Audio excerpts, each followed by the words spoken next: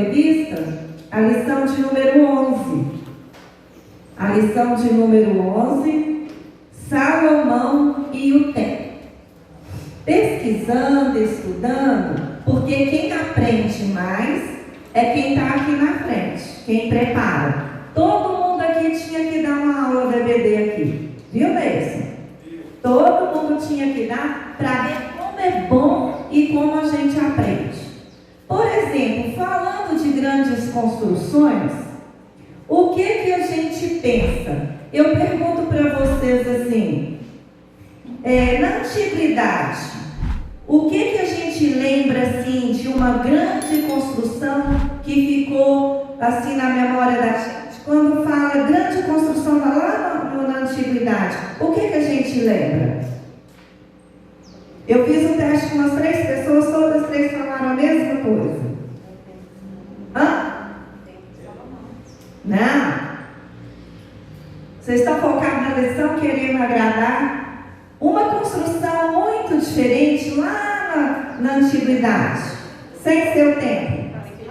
As pirâmides de Egito, as pirâmides do Egito. Gente, é fascinante. Pena que aqui não dá para ver corretamente. Mas assim, quantas pessoas não devem ter trabalhado? O que é uma pirâmide? Foram túmulos que as pessoas construíram naquela época para abrigar ali os corpos do faraó. Imagina, pedra sobre pedra, como não deve ter sido difícil, custoso, colocar uma em cima da outra. E ela é fascinante. Não sei se pela beleza da arquitetura ou o mistério, né, que tem sobre isso tudo, mas ela fascina os 4 cantos do mundo. Eu pesquisei e a primeira, a que todo mundo fala, que lembra assim lá na antiguidade, é as pirâmides do Egito. Também na antiguidade tem um castelo muito famoso, que é o de Taj Mahal. Alguém já ouviu falar? Sim, né? Esse castelo, vejam que romântico. Ele foi construído por um imperador para a sua amada. Hein, Cícero? Já pensou que amor é esse? Ele está na cidade de Agra, na Índia. Diz a história, depois vocês olhem esse castelo no Google, gente, é lindo, que ele levou mais de 20 anos para ser construído. Aproximadamente 22.000 homens trabalharam nessa construção e mais de 1.000 elefantes, muito usado na Índia. E esse castelo é assim, maravilhoso. Uma curiosidade é que o imperador, esse imperador, ele mandou cortar as mãos dos artesãos que fizeram esse castelo, para que não houvesse mais na terra um castelo tão lindo como esse. Egoísta, né? Também eu fui pesquisar na nossa atualidade uma grande construção. Tem várias. Como o homem é inteligente. Como a gente pode construir grandes coisas. E eu até achei Dubai, assim, fascinante. Lindo, né? Dubai, o país mais rico do mundo, ele é construído assim como uma folha. Eles construíram essa cidade sobre o mar. Aterraram com areia, nem sei mais como, e fizeram ali cidades. Construções maravilhosas. Mas eu achei impressionante demais as pontes de vidro da China. Aqui não dá, né? Para vocês verem. Gente, assim, nem de graça. Eu não quero ir, lá em Taj Mahal até eu queria ir. Mas nessa ponte de vidro, ela é assim, assustadora. A maior, que é essa que eu coloquei a foto, Ela tem 430 430 metros de comprimento e 300 metros de altura. Ela está sobre um parque ecológico lá na China, que eu não me lembro o nome. Mas assim, onde já se viu?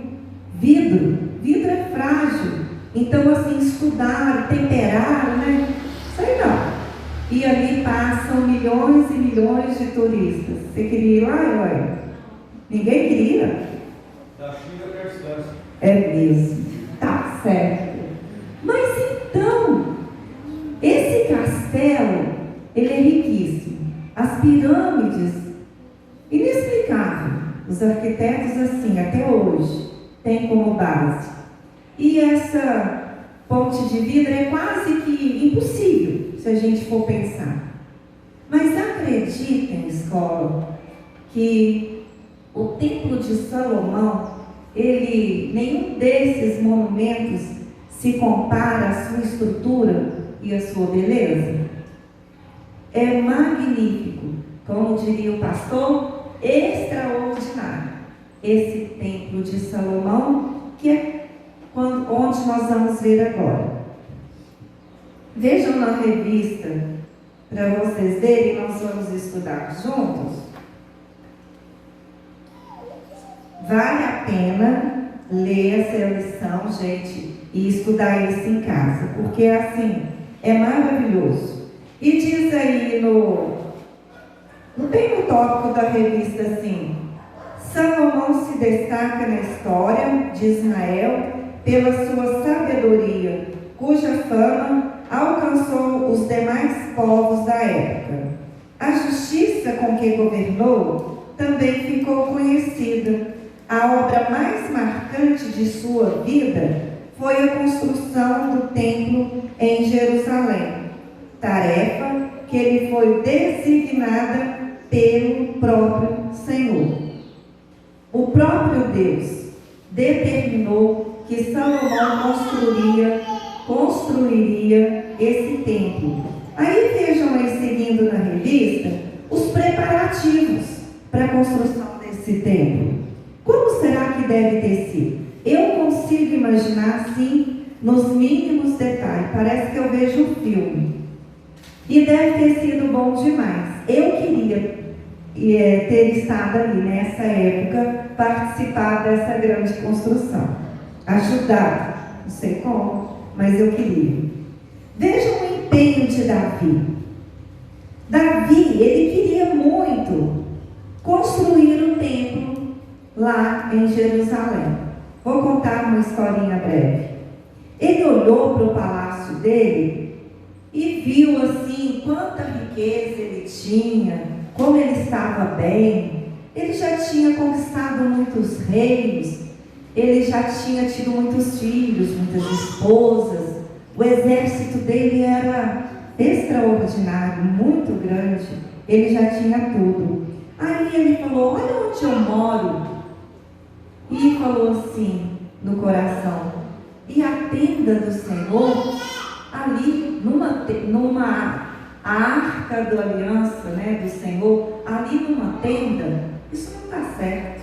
Eu aqui, nesse palácio, e a presença do Senhor na arca da aliança, numa simples tenda, isso não é justo.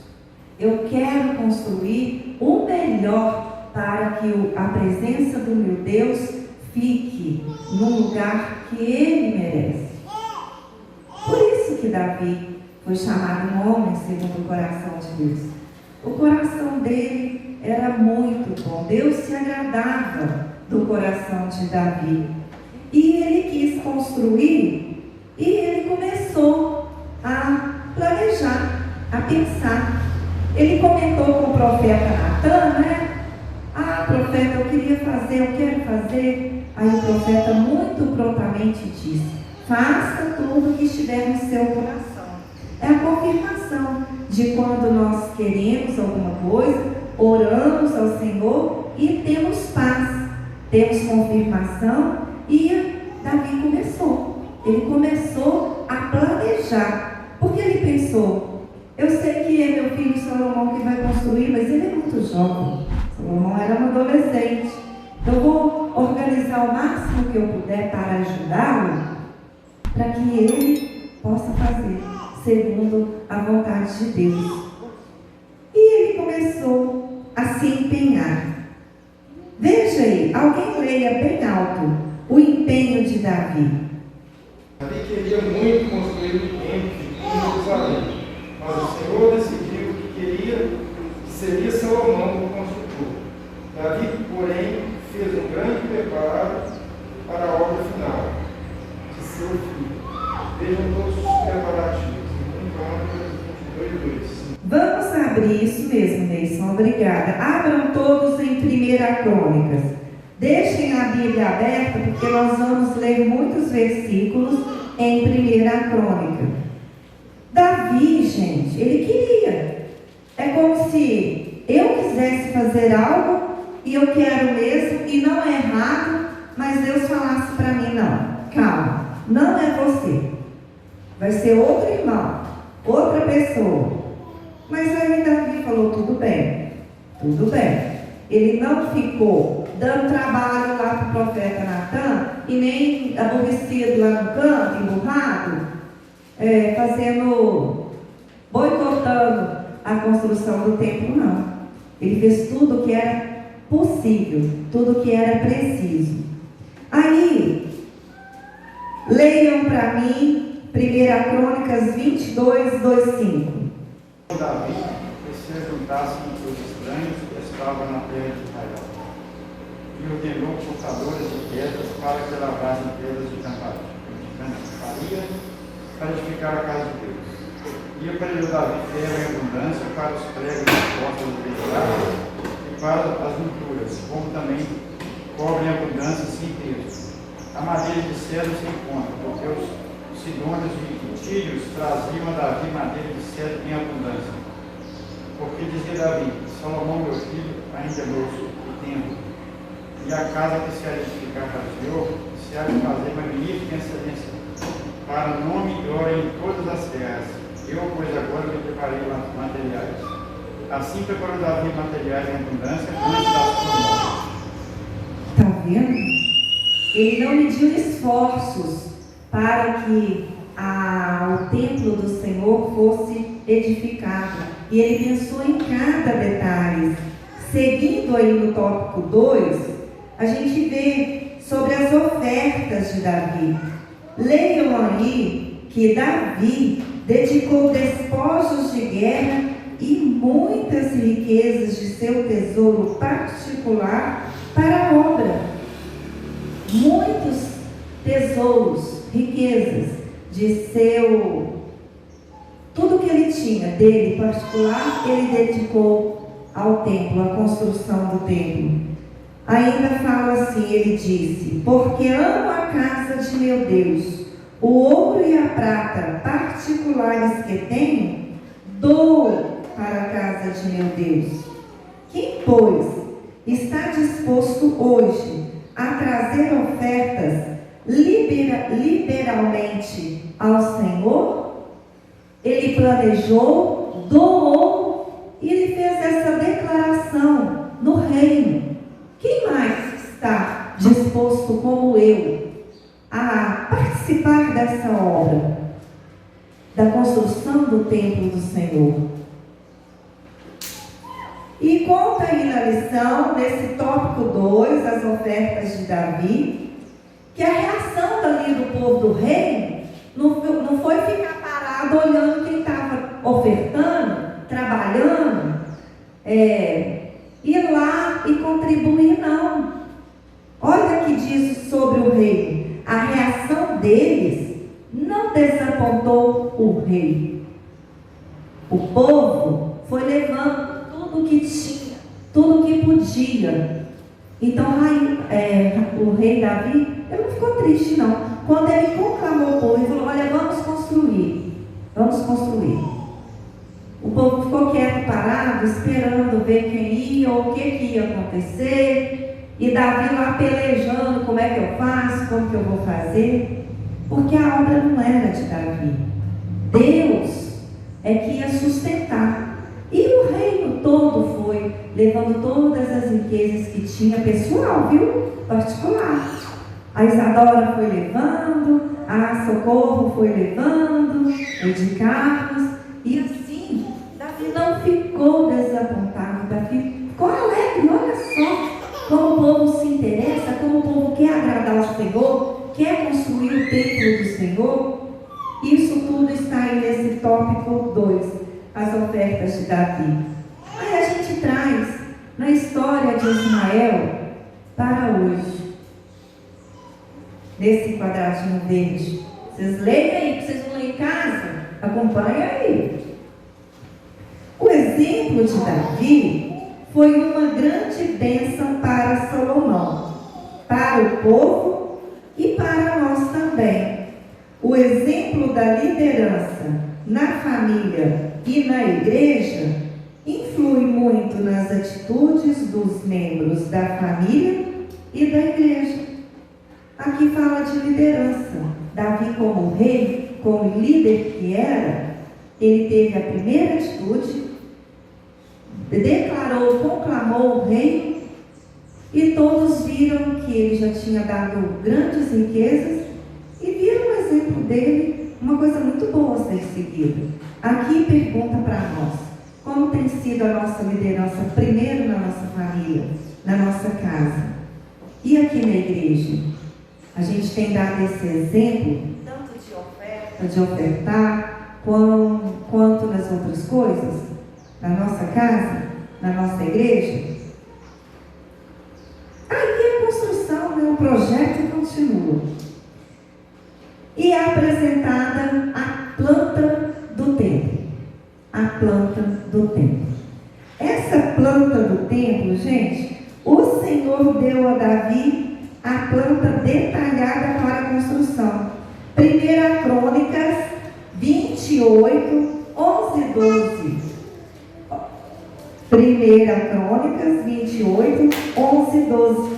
Deus deu nos mínimos detalhes. Lê para mim, Adson, por favor. 1 Crônicas 28, 11 e 12. Eu fico impressionada. É perfeito demais. É maravilhoso. E deu Davi a Salomão, seu filho, a planta de alqueire, com as suas casas e suas tesourarias, seus cenários, suas recâmaras interiores, como também da casa do propiciatório. Tudo quanto tinha em mente, a saber dos atos da casa do Senhor e de todas as câmaras ao redor, para os tesouros da casa de Deus e para os tesouros das coisas sagradas. Vocês veem ali na frente aquela planta? Dá para todo mundo ver, sim ou não? Está vendo aquela planta? Deus colocou na mente, no coração de Davi, ele mandou preparar e assim foi feito. Nós vamos ver isso aí pronto daqui a pouco. É magnífico, maravilhoso. Dizem que foi assim, de mármore branco, de madeiras de cedro, nos mínimos detalhes. Todos os reis traziam a Davi, ofertava, o povo dele, ele, e assim, foi de um esplendor muito grande essa construção. Até, né, alguém em São Paulo tentou fazer uma réplica, né? Todo mundo conhece, já ouviu falar? O bispo lá, Edir Macedo, fez uma réplica. O Fabrini já foi e falou: mãe, você tem que ir.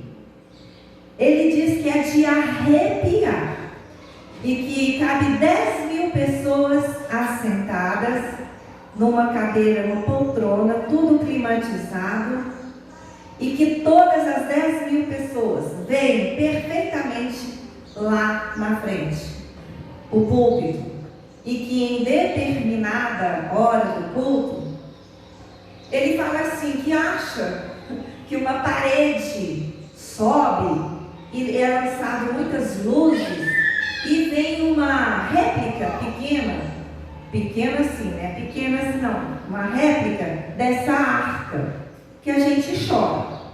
Que o crente chora, o incrédulo, se estiver lá, se emociona, que é assim, maravilhoso. E que tem fumacinha e luzes, e ali naquela hora, né, deve ser assim, feito uma fala, né, para mexer mesmo com a emoção da pessoa. E Davi, ele continua organizando as coisas para o filho dele. E ele pensa no culto que deve ser realizado no templo. E aí na revista está assim: Davi também especificou quem devia liderar os cultos e até preparou instrumentos musicais para o uso dos corais. Os levitas receberam suas incumbências nominalmente. Eu não me lembro agora, mas era assim, não sei quantos mil levitas. Muitos levitas. E Davi pensou até nos instrumentos que Deus tinha colocado no coração dele para que devesse ser usado. Ali naquela ordem de culto. Ali naquele lugar. Essa arca dava uma outra aula, porque cada detalhe tem um significado, uma importância, e a gente vê como era sério, viu? Muito grave, qualquer ação ou procedimento ali no Antigo Testamento dentro desse templo. E o melhor é que tudo, do início, na porta, no portão, até o final que chega no átrio dos átrios, aponta para Jesus. Tudo para Jesus. Uma outra oportunidade, eu gostaria mesmo que a Bibi sabe tudo disso, que a gente entendesse o porquê de cada detalhe, de cada utensílio que Deus colocou ali nessa planta e no coração de Salomão, para ele passar de Davi, para ele passar para Salomão. Aí na história de Israel para hoje,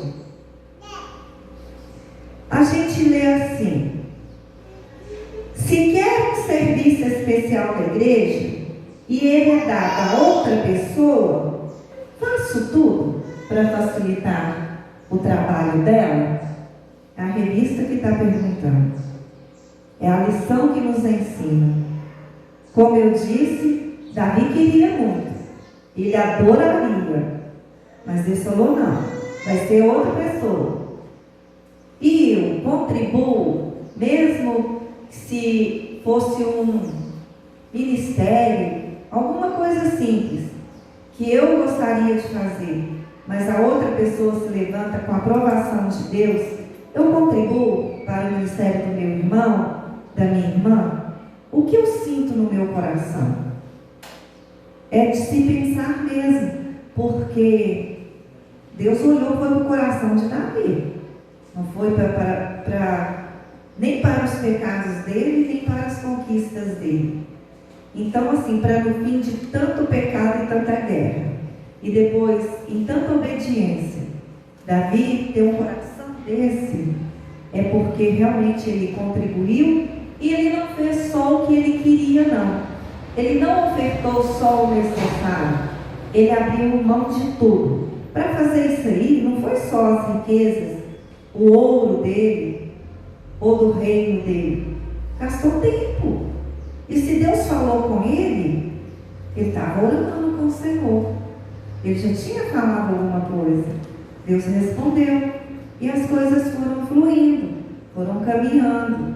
Deus fala, o Senhor nos responde. Nos fala, mas nós temos que chegar a Ele em oração. Qualquer projeto não precisa de ser uma construção grandiosa. Nas mínimas coisas, Deus vai dar os detalhes. Os detalhes. Pode ter certeza disso. Então a revista pega e nos dá essa reflexão. Faço tudo para ajudar o ministério do meu irmão? Aí a obra continua. E o templo é construído. O local, aonde que foi construído esse templo? Eu sabia porque eu acompanho esses talibãs tudo aí, mas é assim mesmo. O templo de Salomão foi construído na cidade de Jerusalém. E ele ficou pronto. E Davi, ele fez tratado com as pessoas. Deus levantou reis de fora para ajudá-lo nessa construção. Olha aí, ele fez um tratado com o rei Tiro. Salomão estabeleceu um acordo com Irão, rei de Tiro, que era amigo de Davi, e pediu que fornecesse madeiras e artesãos.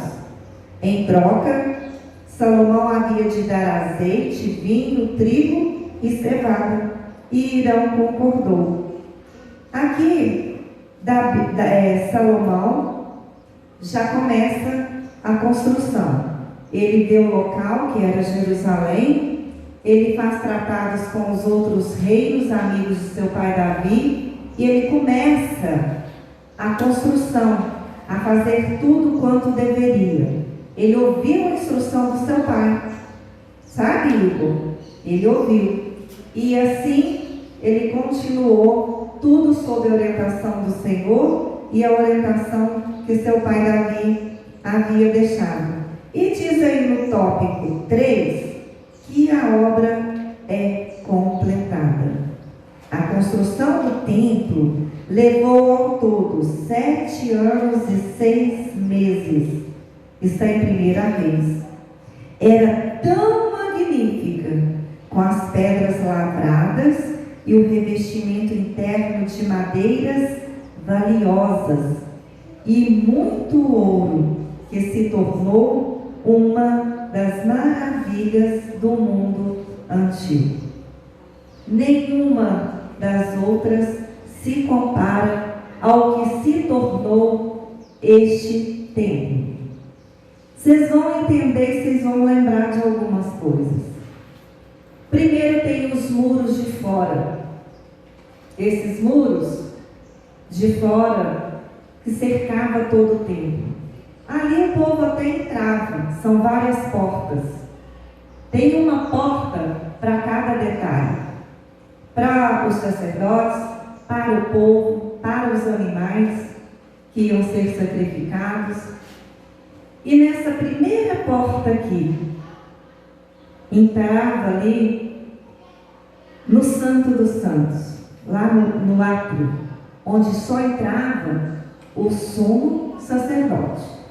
Amarrado com uma corda, né? Porque se tivesse pecado, era fulminado ali mesmo na hora. Isso aqui é onde eu falo. A gente precisa entender, porque cada coisa, até uma taça, até a bacia que aspergida o sangue de cada animal que era oferecido para a expiação do pecado do povo, tem um significado e que tudo tem a ver com Jesus. É maravilhoso demais.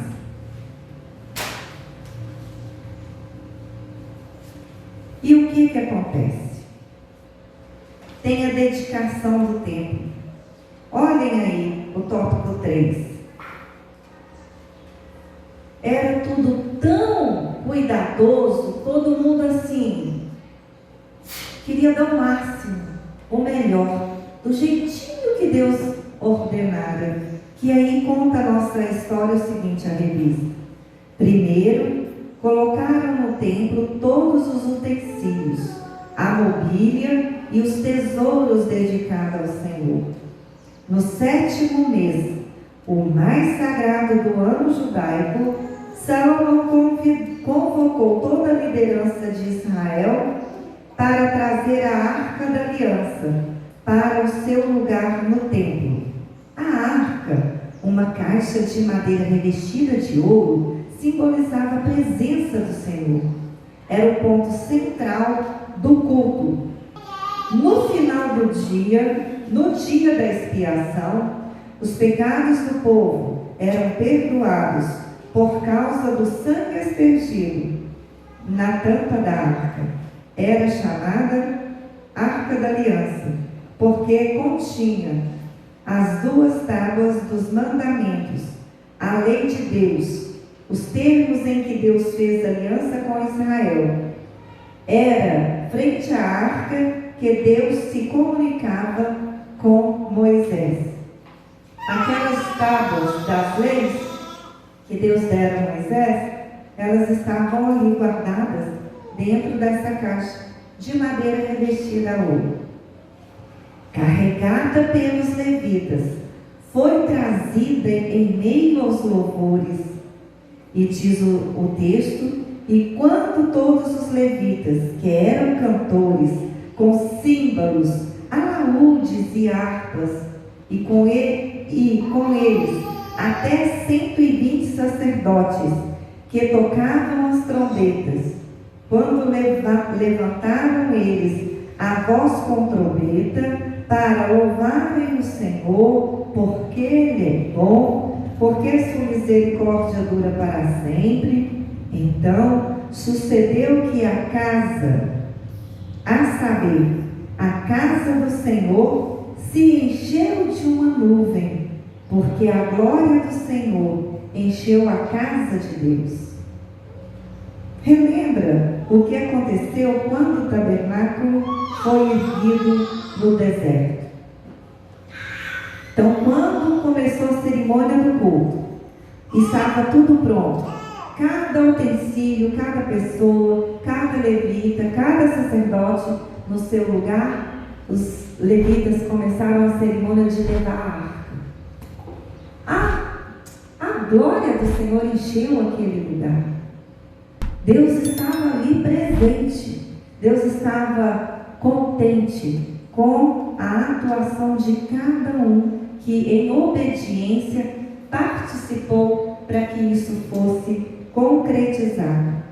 E ali no meio do culto tem uma imagem que fala sobre a oração de Salomão. Antes tem a história de Israel para hoje. Vale lembrar como a palavra de Deus, escrita naquelas tábuas, era o ponto central do culto no templo. Na nova aliança em Cristo, a palavra tem que ser a base do nosso culto. Óbvio, fato. Ali as leis eram lidas. Hoje, a gente tem que ler a palavra de Deus. Ela é lei no nosso coração. Ela é que nos direciona, que nos conduz. E aí no meio do culto, no final, Salomão se ergue e faz uma oração. A oração de Salomão. Ajoelhado, eu vi essa cena exatamente assim. Mais suntuoso ainda, porque tinha muita gente ali. E Salomão vai, depois de tudo pronto, na estreia ali do templo, e faz uma oração linda, maravilhosa. Que coisa boa é obedecer ao Senhor e sentir aquele gozo, aquela alegria. Estou dentro da vontade, no centro da vontade do Senhor. E aquele, cá para nós, sensação do dever cumprido. Eu fiz como Deus gostaria, paguei o preço. Não dei o resto, nem só o que eu queria, eu fiz tudo para agradar ao meu Senhor. E aí na revista, gente, conta, ajoelhado numa plataforma especial, no pátio externo do templo. Salomão entrou lá no átrio dos átrios. O rei fez uma das orações mais significativas da Bíblia. Leiam essa oração em casa depois, porque aqui agora a revista faz um resumo. E aí diz a revista: Salomão começou louvando a Deus pela sua grandeza e fidelidade. Afirmou que o Senhor nunca deixa de cumprir as promessas feitas. Pediu que houvesse sempre justiça em Israel. Pediu a Deus que perdoasse o povo quando suplicasse perdão e livramento. Que até o estrangeiro fosse ouvido quando orasse voltado para o templo. Isso nos faz lembrar do etíope que veio a Jerusalém para adorar. Vocês lembram da história, né? Salomão também pediu a Deus que, se os homens de Israel fossem derrotados na guerra e levados cativos para outra terra por terem pecado contra Deus, e ali se arrependessem e clamassem a Deus voltados para o templo, Deus os perdoasse e os restaurasse.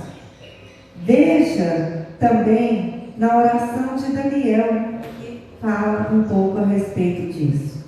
Então a oração de Salomão foi linda, precisa ser lida. Gente, leia na Bíblia, aí nesse tópico que eu li, tem todos os capítulos e os versículos. Ele orou por tudo e por todos, até para o estrangeiro, que Deus ouvisse, até para que, se aquele povo ali que estava ali àquela hora, um dia no futuro, errasse, pecasse contra o Senhor e perdesse as guerras, porque naquele tempo era mesmo assim. Se estava bem com Deus, ia tudo bem. Mas se pecasse, Deus, para trazê-los de volta, lembra lá em Juízes? Fazia com que eles perdessem as guerras e eles se voltassem. Nossa, pecamos contra o Senhor, precisamos nos arrepender e voltar para Deus. Então, Salomão, essa oração é maravilhosa. Leiam em casa. E diz aqui os versículos que no mesmo instante o Senhor aceitou e encheu ali com a presença dele. Esse templo em Israel, ele tem um grande significado. Leiam aí o templo em Israel, acompanhem. Para Israel, o templo era o elemento mais importante na vida nacional. Era tudo ali esse templo. O Senhor fez a continuação do templo condicional. Alertou Salomão: se vós vos desviardes e deixardes os meus estatutos e os meus mandamentos, eu vos prescrevi, e fordes, e servirdes a outros deuses, e os adorardes, então vos arrancarei da minha terra que vos dei, e esta casa que santifiquei ao meu nome, lançarei longe da minha presença, e tornarei em provérbio e motejo entre todos os povos. A situação do templo, é o que eu disse, era termômetro da vida espiritual do povo, da saúde, do relacionamento daquele povo na época. O que assim não é o nosso termômetro hoje, mas que de tudo não é real. Porque o nosso comportamento na casa de Deus, no templo, a nossa dedicação em ofertar, em trabalhar, em tudo, eu acho que é um termômetro não do que está acontecendo na igreja, mas um termômetro da minha intimidade, do meu relacionamento com o Senhor. Isso reflete, é fato, e não pode parar por aí. Não é preciso que percamos uma guerra ou que uma tragédia aconteça para a gente se voltar. Basta mesmo a gente ajoelhar, confessar, pedir perdão e não mais cometer o mesmo erro, o mesmo pecado. É assim que nós, o Israel do Senhor, devemos proceder hoje. O templo e o cristão, Jesus, né? Jesus é o nosso sumo sacerdote. É a quem nós devemos honrar com todo o nosso ser, com todo o nosso tempo, com todos os nossos recursos, dons, talentos. E diz aí na revista: Cristo fez para nós tudo que o templo simbolizava. Olha que perfeito, é de arrepiar. Perdoados pelo sangue da nova aliança, todos, judeus e não judeus, temos livre acesso a Deus. João até viu a nova Jerusalém. Maravilhoso. Também simbólica, porque ele disse, né? Não vi templo algum na cidade, pois o Senhor Deus Todo-Poderoso e o Cordeiro são o seu templo. Isso é lindo. Eu, você, nós somos templo, morada viva do Espírito Santo de Deus em nós. Isso é maravilhoso. Finalizando aí, na história de Israel para hoje, que é onde nós temos a aplicação do Antigo Testamento na nossa realidade, acompanhe. Comparando a nossa situação hoje com a situação do israelita do Antigo Testamento, vamos valorizar o grande privilégio que temos. Vamos aproveitar ao máximo a liberdade que Cristo nos comprou. Pois, nem neste monte, nem em Jerusalém, adorareis o Pai. Não precisamos ir a Jerusalém, mas é necessário que os seus adoradores o adorem em espírito e em verdade. Portanto, aproximemo-nos com sincero coração, em plena certeza de fé. Está aí um conselho. Eu queria contar o que aconteceu com esse templo hoje. O que é o templo? O que restou? Porque os babilônios vieram lá, né, o tal lá do Nabucodonosor, e destruiu aquele templo. E o que ficou no lugar do templo? Aquela mesquita lá adorada que a gente vê em Jerusalém. Aqueles muros grandes que a gente viu na construção, é o muro das lamentações, que os judeus vão lá fazer as orações, bater a cabeça no muro, colocar papelzinho lá de pedido. Isso é que restou. Isso mesmo. Isso é o que restou daquele templo. Jerusalém, né, cresceu. Todo mundo sabe o que acontece lá hoje em dia. Ali ficou só um pedacinho dos muros, olha lá a entrada. É quase que a mesma coisa, porque eles tentaram reconstruir alguma coisa. Então, isso é o que ficou lá em Jerusalém, do templo do Salomão. Aí eu fui pensar, mas e a arca? Gente, a arca sumiu. Não se ouve mais na Bíblia citar nada sobre a arca da aliança. Vai saber. Deus tem o controle da história. Se precisar, ela vai aparecer. Se não, aguardemos o final dessa história. Conclusão, escola.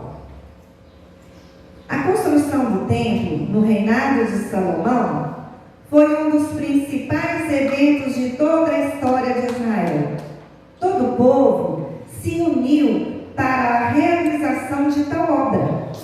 Desde os preparativos de Davi, passando pelas habilidades manuais dos construtores e as ofertas dos líderes, chegando à consagração do templo por Salomão e o louvor a Deus por parte do povo, tudo culminou para uma única causa, a glória do Senhor. Fato. O templo foi o principal meio de interação entre Deus e o seu povo.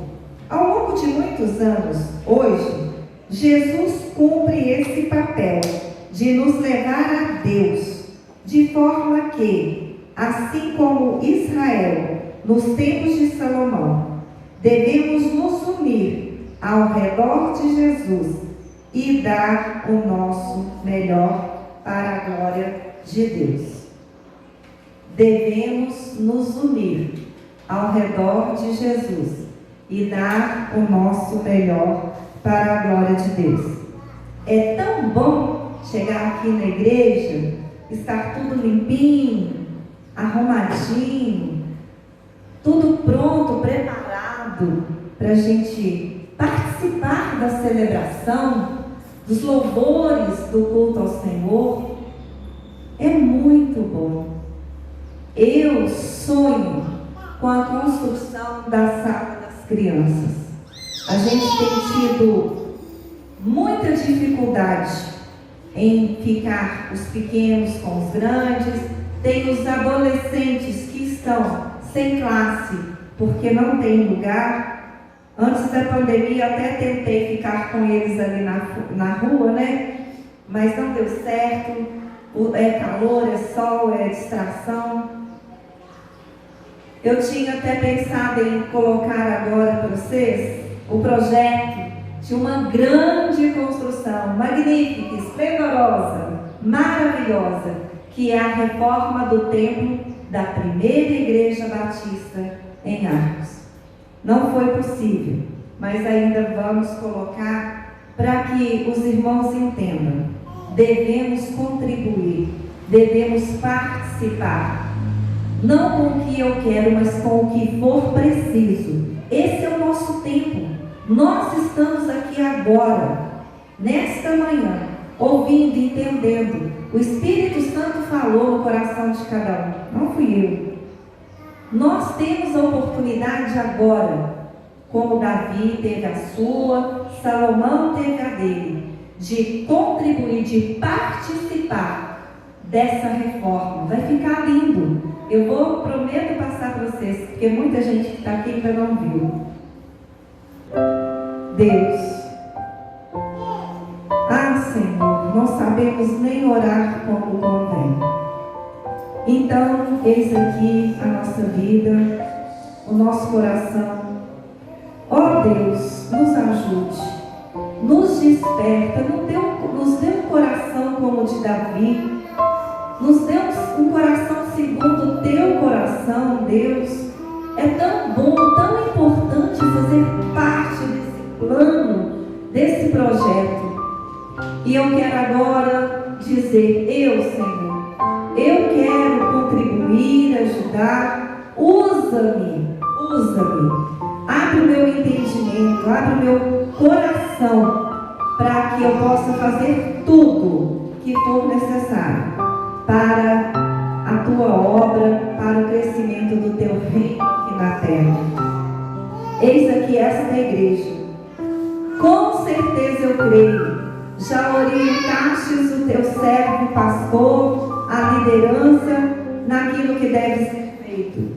Que a tua igreja se renda a este serviço e que também apressa, Senhor, traz logo o dia que estaremos aqui num grande culto, numa grande celebração, louvando e agradecendo ao Senhor por cada detalhe que o Senhor nos orientou e que nós conseguimos fazer com a tua ajuda. Eis aqui a tua igreja. Os que estão aqui, os que estão em casa, desperta, Senhor. Vivifica-nos, porque esse é o nosso tempo. Antes que chegue a noite e não podemos fazer mais nada.